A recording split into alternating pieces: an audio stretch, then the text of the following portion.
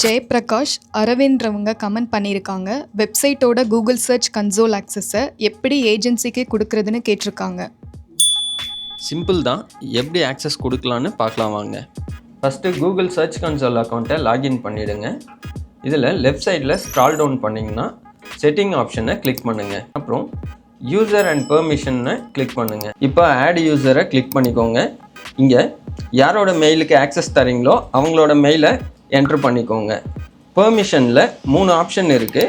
இதில் owner verified அக்கௌண்ட்டாக இருப்பாங்க.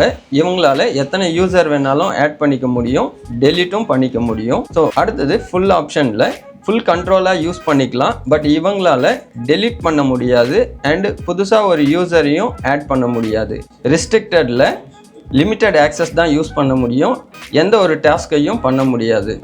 நீங்கள் ஏஜென்சி ஆர் ஃப்ரீலான்சருக்கு தரீங்க அப்படின்னா ஃபுல் ஆப்ஷனை கொடுத்துட்டு ஆட் கொடுங்க.